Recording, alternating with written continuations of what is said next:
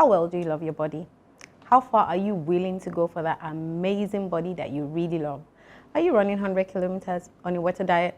And if you want to go under the knife, we do not judge here. On the Millennial Mom Show, it's a no judgment zone. And that's why on the show today, we have a medical practitioner who is going to be taking us through the topic, motherhood and body enhancement. Please stay tuned and we'll be right back.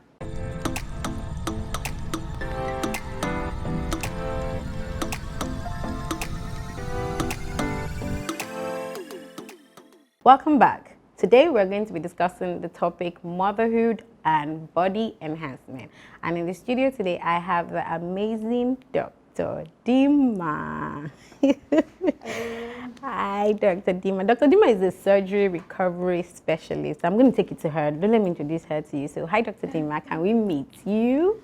Yes, you can. My name is Dr. Dinma. I like to be called that. Okay. And I'm a medical doctor. Okay. First, child advocate, second. Great. And then, to the topic of the day, a plastic surgery enthusiast. I would like to call myself that, as I'm still in training to be a plastic surgeon. And then a recovery planner, specialist, you can call that. I feel honored to have you on my seat. Oh. Thank you.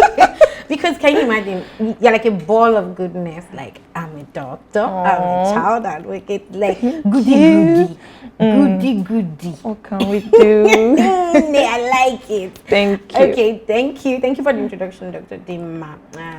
Yes, like you said, going into the topic of the day, and that is motherhood and body enhancement. I know not everybody that is having surgery these days in mother, but this is the Millennial Mom Show, and I know some of my women are out there that want to have their body back.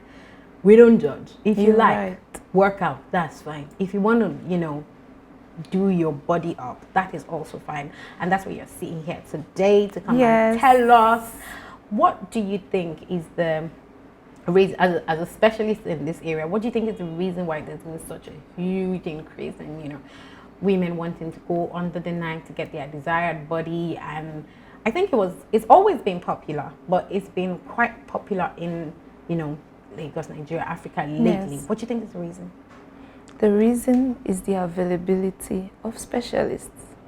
Women have always had these procedures from the early 90s.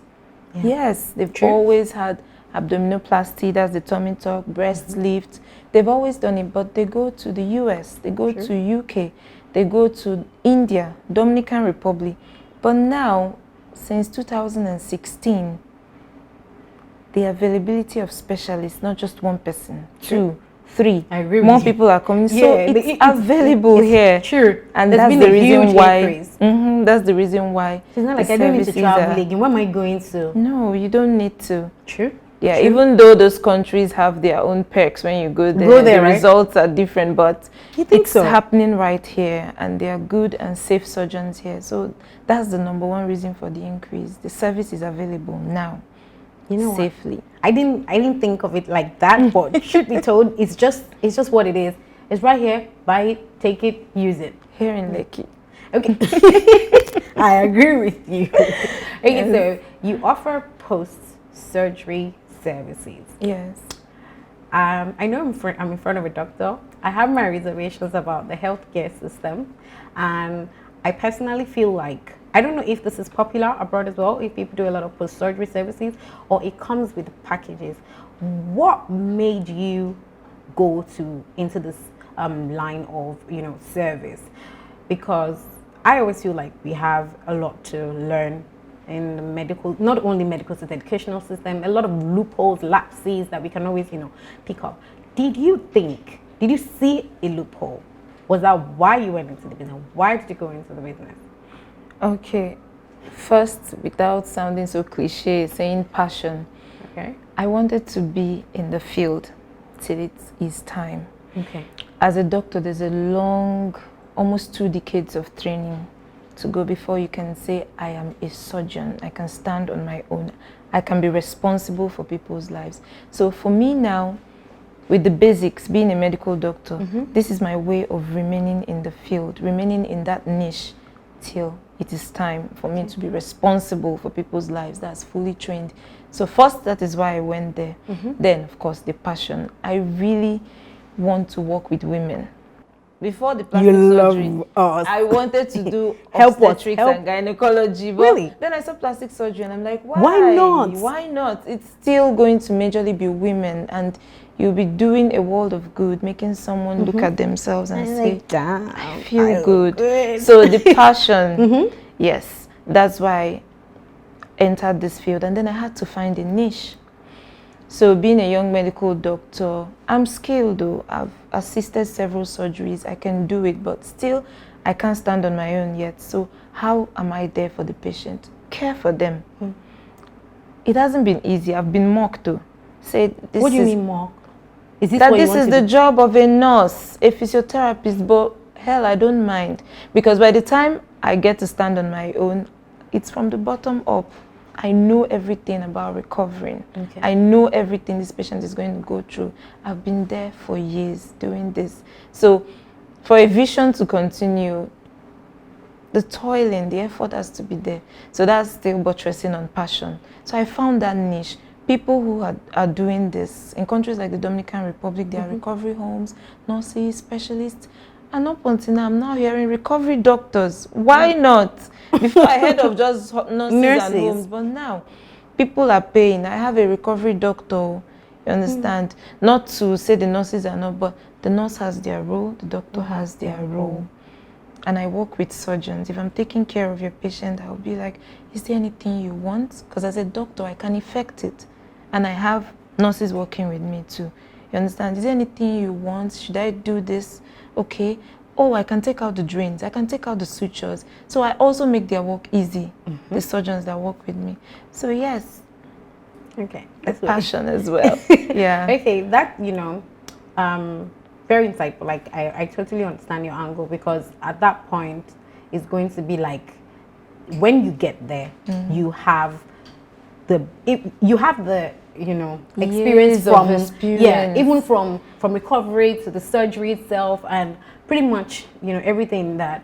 So do you think when you get there, do you think your patients are going to require your type of service? Okay, at that point I would have to delegate. I would still make it available. You understand? I will still make it available. They will definitely require aftercare is aftercare. So it's either you have it with the hospital, or I know who is taking care of you, because those people can mess up results as well. Yeah. So you can't just contract anyone that I'm not okay with. You understand? So I have to know their qualifications. I've heard of this person. They are good. Tell them to call me when they start your care. Which is what the surgeons do with me now. They support my business. So I know my patients will require my services now. So I will make it available in the facility at that time, and I will let them contract whoever they want to. But the person must be safe. Good. Yeah. Safety is key. Safety is health, safety is life. Yeah. Okay, so I'm going to move on to my women that are watching and thinking, you need to go into the cocoa. Okay, now the cocoa is, I'm going to talk about pregnant women. Get pregnant, they want their body back. They're just looking like, why do I still have this bump? Why does it look like I'm still pregnant? How long after pregnancy can a woman get surgery done? Lipo, breast lift, anything they want to do. If it's just liposuction, I would say 6 months just minimum. Lipo. If it's just lipo and to transfer, I would say 6 months. Is this by vaginal birth or CS? Either way, both would have healed. But if it's CS, I would advise to wait at least a year. That's surgery on its own. I'm here but I know when women are when really they want to get this, I need 6 months. I'm sure you would have healed. But any breast procedure, it's obviously more than a year, because at 6 months you either just weaning off, or even still breastfeeding. Absolutely. So it has to be at least 3 to 6 months after you stopped breastfeeding to have a breast procedure. Yeah. Okay. To wait. So they can have it 6. Some people okay it with their surgeon, and within 3 months they can, but I would say wait 6 months. There's no For hurry lipo. in life, yes. And sister, there's no worry, we're not going. We're all here. We're still all here for now. Yes. Okay, that makes absolute sense. Okay, Dr. Dinma, I'm going to still, ask you all these questions that my lovely ladies want to hear out there. But we're going to take a short break, and when we come back, we're going to continue to drill Dr. Dinma on all these questions. Be right back.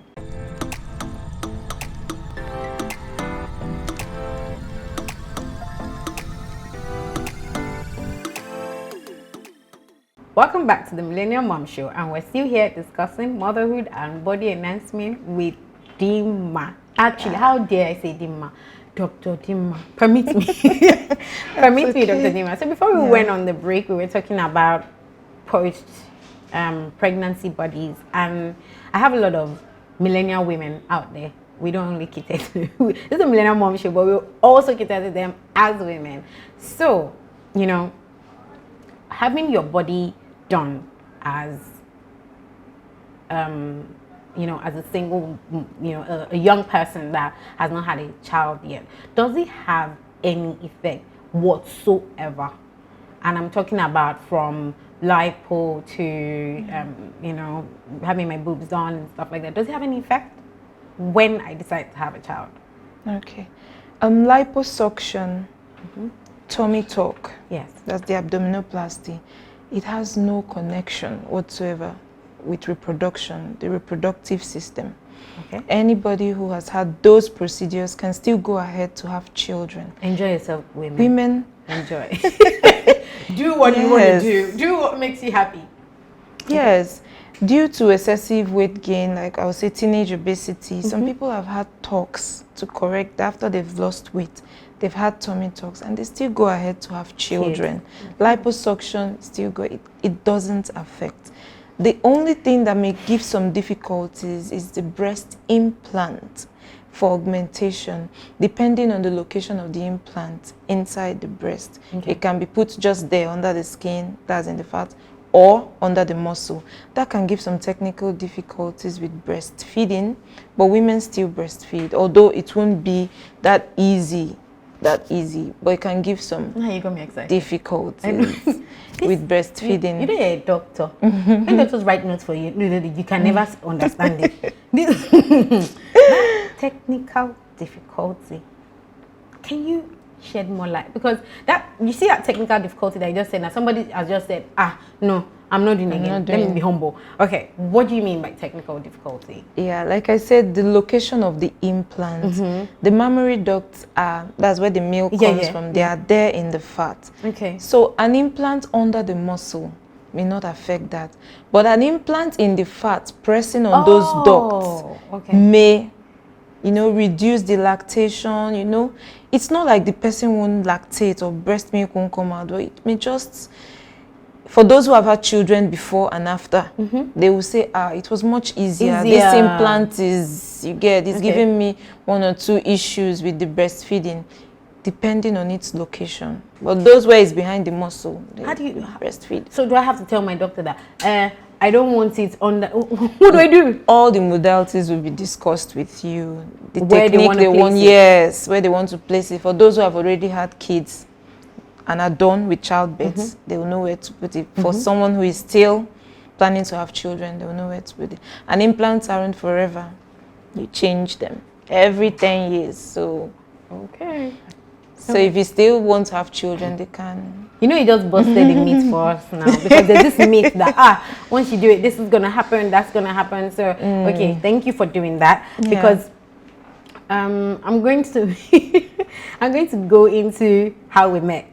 Okay. But yes, I'm going to go into how we met, because I remember that we met on social media, and we met through a very viral post about butt surgery, and that was how I actually got the insight into what you do. And I didn't know those services were available in Nigeria. It's possible that it's because I haven't thought about plastic surgery to that level, because when you have interest in something, then you start to find out information, research, you do research, and then you find out, this is available, if I put this together. And then I found you, I'm like, this is not a bad idea as well. And then I realized, which I talked about earlier, which is probably the loophole, like, okay, this this is happening and I need to solve this situation. So, based on that viral post about that botch surgery, what do, I don't want to say my women, because like, don't you want to have plastic surgery? What do I have to look out for in Nigeria when I want to have plastic surgery? Because I don't want to end up on a blog with my features out there, and I'm like, help me, because I've probably just put my coins together to look like a snack, and now end up on a blog post with complications, and I'm sad, sapped of all funds, and sapped of funds, emotional pressure. People are then there commenting, what are you looking for? They will not put me before and after and say, and she was okay before. What is she looking for? Help me. What do we have to look out for? Okay, the truth is, anyone considering plastic surgery, body enhancement, body alteration of any sort, the word at the back of your mind is safety.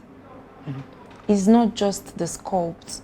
It's not just this one is sculpted well, because I think that's what leads a lot of women into the trap. To snatch you're carried. You want to do it all at once. Because of money. Yes, it's not easy. It's not easy. But plastic surgery has always had a heavy price tag. True. I mean, let us not kid ourselves. You need to save. I've been through it. I was depositing calmly, 400K. Thank you, sir. Okay. Did you receive my alert? When yes, I'm sir. ready, I will let you know. 300K. Thank you, sir. So it's because you want to be safe all round. You know, this is surgery you do when you're healthy. True. And that is why if anything goes wrong, the first thing is who sent me. So you're very healthy. You have to, the word safety has to be at the back of your mind as you're considering the results. So be safe. Please. On safety, the person's credentials. The person has to be fully trained. Like, how do I find out about my doctor's credentials though? They post it boldly on that. They're not hiding under anything. It's not cosmetic surgeon, anything. It's plastic surgeon. And most times they put their degrees there. And then you can ask the person. Most times when you walk into their clinic, a section of their wall has these certificates proudly displayed. So you can check all those things. And then you ask the person, what about the training? Then there's a website, NAPRAS. I think it's the National or Nigerian Association of Plastic. NAPRAS. NAPRS. Yes, at the end there is either for National or Nigerian Association of Plastic, Reconstructive and Aesthetic Surgeons. Okay. You go there and search the name of the surgeon you're considering. And it pops up. It pops up because now they are trying to curb quackery. They're trying to curb. I know a lot of people that tell me, oh, come, let me give you a center. Let me set you up. Because I'm skilled. I can perform these things. I just want to be fully trained. It's like a money-making thing for someone. That's how women fall prey. So first, safety. Second, check the credentials of your surgeon. Check that website. Then pages like mine. Because if there are women that tag posts and say, who did this one? I'll say, okay, this surgeon. They will tag, like sending me post of my post-op. Who did this one? I'll say, okay, this surgeon. So they are using their mind to know, okay, this surgeon is doing these procedures and it's safe. So don't close your mouth. Ask questions. I'm always there to answer questions in the DM. Sometimes I'm not able to answer my DMs in a day, but I will still answer. So ask questions. No, I don't want anybody to know. That's another thing. It's very key. Yes, it's not being safety conscious. Yeah, that's why people fall prey. Why wouldn't anybody know? But when you come out, we know now. We know, but you know, they want to sell waist trainers and salad. Yes, and body, shapewear and everything. So that's, I don't want anyone to know. It has caused a lot of problems. Tell someone, check your surgeon's credentials, ask questions. Now, if your surgeon is always on blogs or your proposed surgeon is always in the news on blogs for the wrong things, that is not the time to go and use your life and your body to test run. This is test run. That's it. Because you hear things, you've heard stories, you've heard all manner of things. And you still took your head there. You said how we met. So I want to address. Yeah. If you're hearing those things, that is not the place to go and use your life to check, gamble and say no, it won't happen. Everybody said it won't happen to me, even those who unfortunately didn't make it. Wow. They all said it won't happen to me now. No, it won't happen. So safety, I think, is the umbrella term for this thing. So that's how not to end up on any of those blogs. And now the empathy is even growing cold. If anything happens, everybody will say, who sent you? Didn't you see? Why did you? People actually donated to the last viral video. So when I posted the last complications again, they messaged me that, didn't I say I won't be helping this woman again? You know how God. They're petty. People who donated money, they say, you said you won't help this people, but no, that's your job. It's a human being carrying that abscess who realized that they made a mistake. You still have to help. You still have to console. So safety, wow, is the umbrella term. So ladies, you heard it all from Dr. Dinma. This conversation is beginning to give me chills. But yes, please, safety is very key. We're going to take a quick break and we'll be right back. Stay tuned.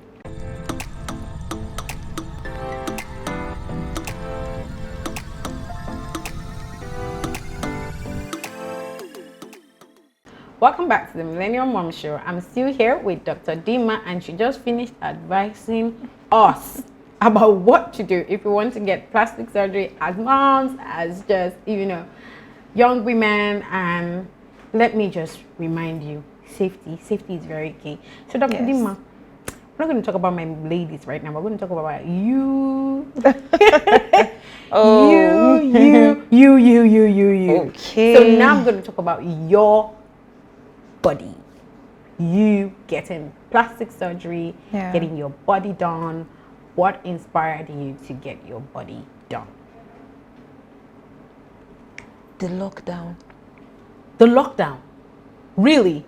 I had it all in control. Until I had to stay at home and eat. And of course, I lost the midsection. No matter how much I exercised, no matter... You were trying. The belly was just there. And I'm like, you can't embody this brand and you're looking that way.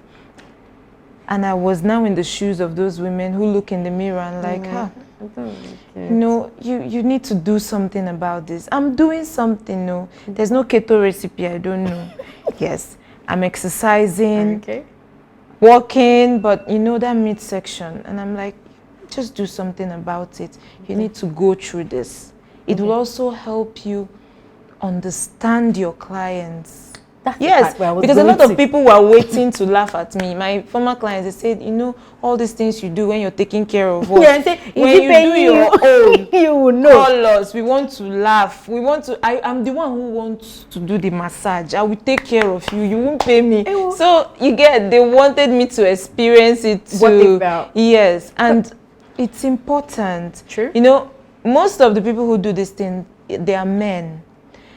You understand? Most of the plastic surgeons are men. Oh. Yeah. So when you're a woman in the field, even though not yet a plastic surgeon, the women want you. They're happy when they know you've experienced that thing. They can gist, you can relate, everything. So that was also part of it. But it was the lockdown where I couldn't get this midsection back. But then you've always wanted to be, a plastic surgeon. Yeah. Has getting your body done also been part of, your journey? I want to be a plastic surgeon because now I'm thinking like, okay, I want to be a lawyer, but I also want to be a son. Do you get? I want to be a son, and then I want to be a lawyer. Okay. Has it always been in the works for you? Like, I'll get my body done sometime. Definitely. And my surgery is actually even staged. So this is round 1. Gang. Yes, I wouldn't go and look ridiculous. Of course, you've looked at me and nothing. Yeah, because I saw your picture. I'm like, this is interesting. You get. Okay. So I obviously don't want anything too big or exaggerated. I'm still a professional and I'll maintain that. But I staged my procedures again still because of safety. I didn't want to do too much at once at the same time. So this is the first. And then we wait some time again and we go again. You get, and it has nothing to do with, well, look at me, I exude all the confidence in the world. It has nothing to do with inferiority. Plastic surgery doesn't fix it. You have to fix it here first. So it's just the process. I want that safety, and I'm looking at a desired goal. You get what I want my statistics to be, how I want to look. And because I do not like people photoshopping my pictures, I want to be able to... But I loved your results. Yes, make videos. I don't do photos. I want to be able to spin, and you can see that, okay, this is how this is. It is real. There's no photoshopping. So has the fluff fairy visited you? No. When is the fluff fairy? Okay. I'm waiting. I'm waiting. The fluff fairy needs to come so that you can show us your bikini body. Okay, tell them. Okay, this is the do it. Tell them what the fluff fairy is about. Okay, so in plastic surgery terminology, we have our own dictionary, our terms and everything. I got it from you, Nancy. I'm keeping up. Yes, so there's something we call the fluff fairy. After fat transfer to the hips and the bum, everything looks amazing. On the table, you can feel the, on the table I was 49 inches, 33 for the waist. The contrast was there. But as you heal, the inflammation goes down, all the fluid is being absorbed, the fat that didn't take will be reabsorbed, and then you lose inches. So that's why my dolls, they will tell me that the bum is going, the bum I did. And it can be very painful. At the point I measured and I told the surgeon, I'm back to the pre-op measurement, 4 whole inches off. So that fluff fairy is a plastic surgery term used to describe the fat surviving and getting bigger. So fluffing is the bum getting bigger. You now start seeing the hips, and that happens from 3 to 6 months. So it continues till 9 months. And that as you're gaining weight, you gain weight everywhere else and there. Okay. But you don't gain weight where you did the lipo. Okay. The places where you remove don't add, but everywhere else will add. So that's also part of the fluffing. The fat survives, the bum is bigger, the hips are fuller, it's rounder, and then you begin to see the results from that 6 months. Like everything's setting. Everything's set. Yes. Set. So that's what we call the fluff fairy. Yeah. Okay. Thank you for that insight. So how old is your surgery? So now that I'm waiting for fluff fairy. I'm getting to the 3rd month. It's the 3rd month. Yeah, getting to the 3rd month. This is like normal for you to be going on your daily business few months. I'm thinking I'll be lying down on the floor. Help me. No. Yeah. So I can like, you're inspiring me. You're inspiring me. Yes. Come on, tell me. At most, you do 3 weeks of downtime. But that's for 3 a weeks, regular surgery done by a professional. That goes well. Some people by 5 days, like I had a client, she was at the airport fighting with cargo. The next week she was in Balogun. By day 5, like I was wondering what I was now doing. She didn't even have time for this. She was so strong. But you have people like me. Okay, and I was going to ask you. I can't come and form strong people in my team. That's what they always say about doctors. They say the whole Curvygirl. So you have people like me that it comes on slowly. I didn't know where I was until like day 10. What? But after the 2nd week, of course. And then my appetite came back again in the 3rd week. So you have to take me through the journey. You have to like, I'm going to ask you, if you're going to hide information, I'm going to ask you, pain, appetite, getting back, walking, because I know what I experienced, childbirth, CS and everything, and starting to walk and everything. So you are going to take it one by one, because now people are thinking, this thing is painful. This babe not stand up for 10 days. Some people sit up for after 3 days. Yes, no. They so went is it a home. pain threshold thing? By the 1st week, they are driving. It's a pain threshold thing. Yes, driving. You can't even. With their pillow, we have the pillow, the booty pillow. Yeah. They sat there driving. So people are much stronger, but others and I mean that's others. You understand? I like that. You're not missing words. It's too much. It wasn't easy for me. On a scale of 1 to 10, the pain, we're like for you 8, 9, no. 6. 8, 9 for me. But That I've was seen after. people that they will say 3 days, everything, they're Everything's okay. fine. Yes. So it was, and then it started coming down. Okay. But you know why my own was a different case? The vomiting, just like pregnancy. Some people will never vomit, never. Everything dry. The last they would maybe spit.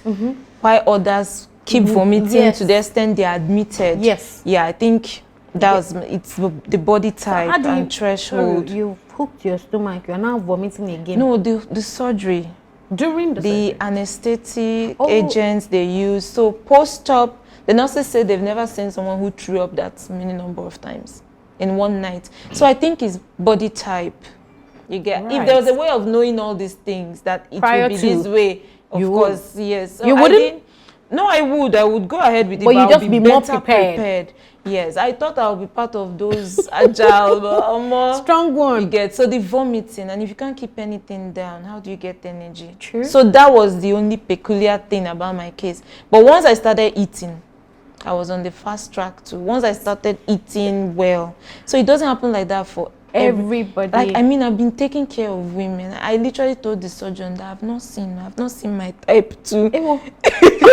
yes. People are usually stronger. True. Don't be discouraged though. People are usually like by day 5, week 2, they don't even know they had surgery. You get so. Okay. But people differ. Right. People differ. Yes. Apparently, people differ. Don't let my face, because I'm sure my face is just going like, oh my God. Calm down. No. I'm calming down. Yes. I'm calming down. Yes. So people differ. So I'm going to throw one quick question at you. You don't need to give me the exact figures. So give me a range. I want to get my tummy done. And lipo, and what's the range? What's it going to take out of my pocket? You know, I was putting our coins down bit by bit. What's the range? Okay. Just not exact figure, just quickly. Nothing less than 1.5. I had to be exact because women can be funny. Okay. And they're in the DM asking for 500k, 700k. And you want to do your body? No, nothing less than 1.5. But you know, there are clinics that we call the big boys in terms of. Okay. Yeah, those our moms, they know. Okay. We're talking more than 2M. Okay. Yeah, but there are other clinics that are still budget friendly and safe, but it wouldn't cost you less than 1.5 million to get at least the lipo and fat transfer done. Okay, ladies, start putting your coins together in the piggy bank, wherever you want to. You want to fap it from your husband, just start putting your coins together and we'll be right back. Stay tuned.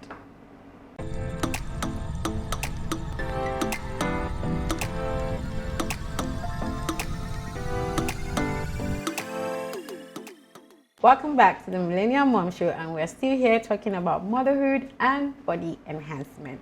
So this time around, we're going to take it side by side. Like I said earlier when we started the show, we do not judge here. If you want to do fitness, good. If you want to get your body done, that's great. So Dr. Dinma, I am going to go into the fitness and body enhancement side, which is putting both side by side. I'm not a fitness person 100%, but I like to eat healthy. It makes me feel good. It's just a choice for me. I don't do but some women choose to do fitness. Why some women choose to do their body enhancement? What is your take on fitness and body enhancement? Don't say that. Say it with your chest. Yes, with my full chest. Yes, I with your would full say chest. You can do both. Good. Exercise is not just for it's for weight. Everybody. It's the healthy thing to do. Everyone should, keep their heart.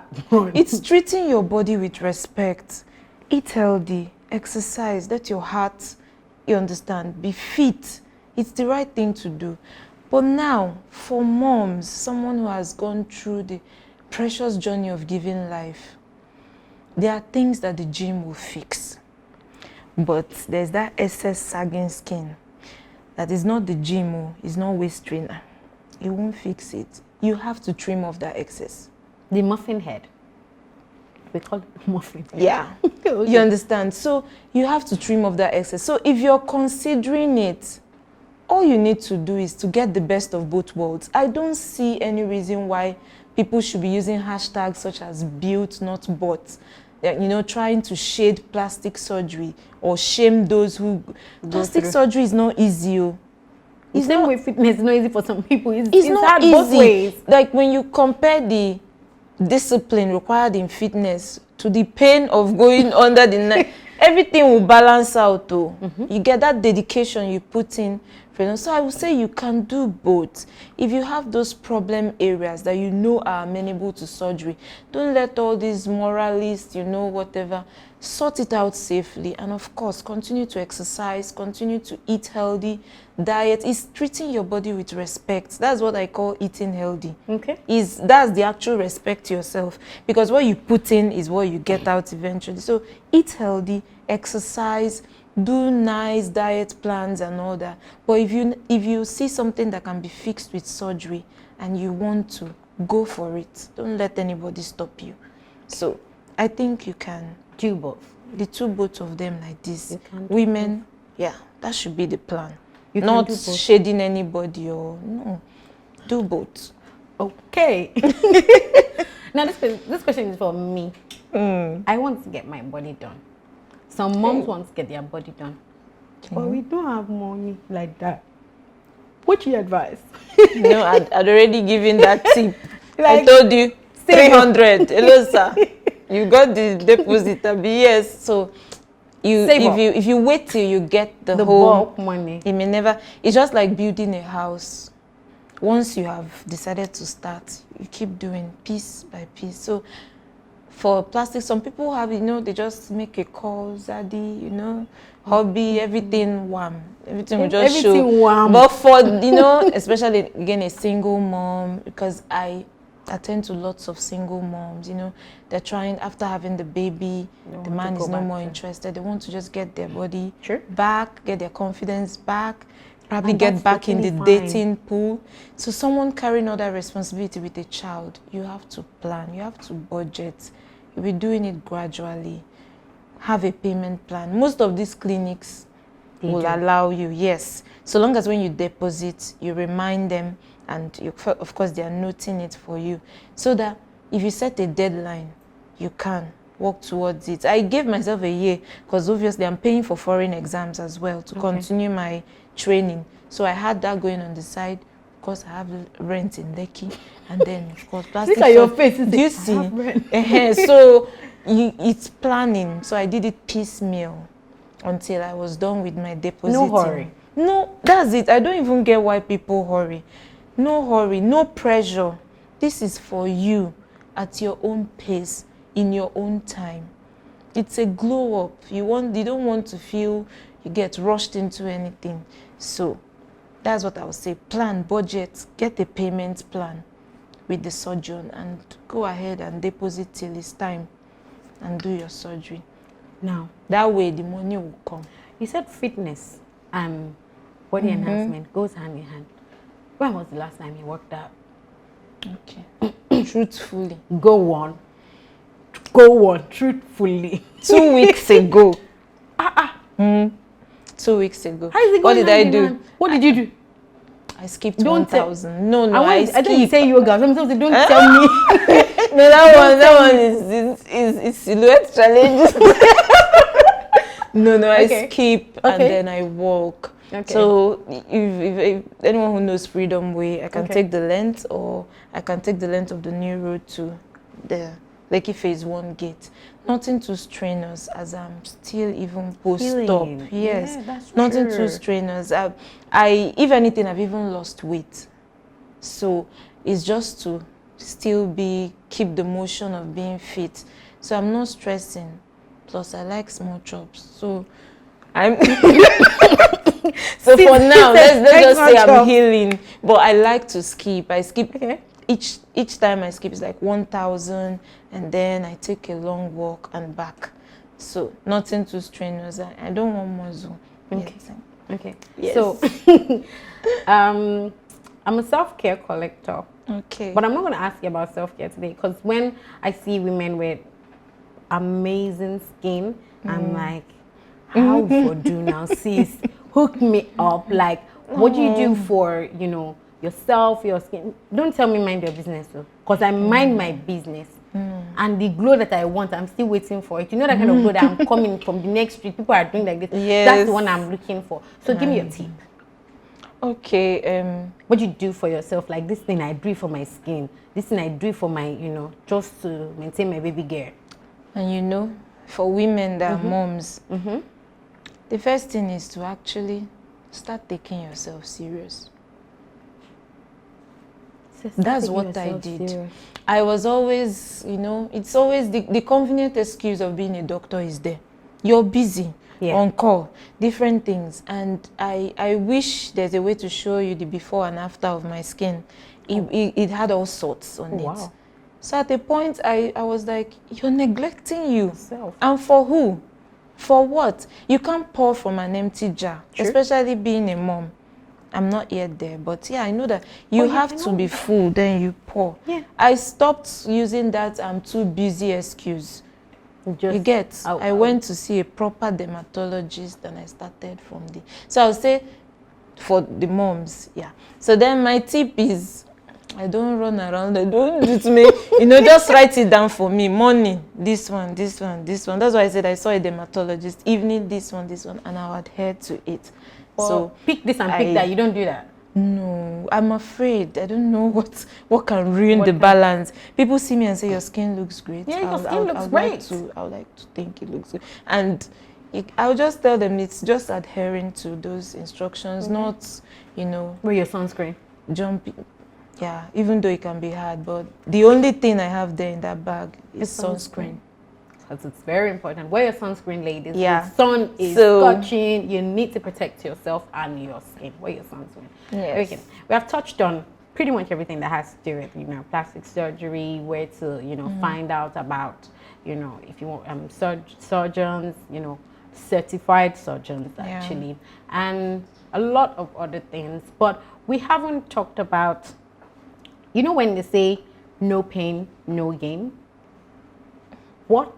Having gone through it, because that's the only reason why I'm asking you this question, because I know you have passed through that stage, and if your dolls are on your, on your bed, you know what you're going through, you know how they feel. Now, we have a mom out there that is scared. They have money, like ego plenty. They're ready. What do you have to say to scared moms? Because I think all the other moms have actually found out all the information they need. Okay. I'm scared. I want surgery. Hit me. Fear. It's an acronym. Flee everything and run. Face everything and rise. That's the way I see it. Then there's this other saying. Someone knocked, or fear knocked, and fate answered. See, plastic surgery is surgery. It's a big deal. Sure. But I'll still apply the 4 Ps. Plan. Prepare. Pray. Proceed. Done. So when someone tells me they're afraid, I'm like, of what? What? I know everyone says it won't be me, but once you've gotten it right and you've prayed, I feel you can proceed. And especially people where money is not the issue, because that's where girls get into problems. Doing it on a budget. They don't even have money for anything again, let alone now complications. So for someone that has that money, all you need is that good facility that will give you the results you want, and then you proceed. In fact, the surgery is such a breeze, general anesthesia, because you don't even know what happened. I don't even know how people want to stay awake. Is when you're afraid of sleeping. Me, I wanted, because if I was awake, I would collect the cannula from the surgeon. Then I don't, because you do get, doctors make the best patients. I said it in reverse, but that fear, I try to talk to you that if you need to do this for yourself, you can't let fear hold you. You have to face this thing, get it over with. Plan, prepare, pray, proceed. It will work out. It will work out well, so long as you're in the best of health at that time and you've done everything right. Hundreds of women go through this procedure. Your own won't be different. Sure. Your own won't be different. All right. All right. Thank you, Dr. Dinma. Thank you. I'm the sure you have learned a Show. thing or two. We are so happy to have Dr. Dinma here to give us all the insights that we need. If you want to get surgery, please take all the safety measures and precautions that Dr. Dinma showed. I haven't gotten surgery before and I'm not a doctor, so I don't think I have any other thing to add. I'm just going to say to you, please follow us on our social media handles. We have our Instagram and our Twitter, and then we'll see you next time. Keep being a super millennial mom. Bye. Bye.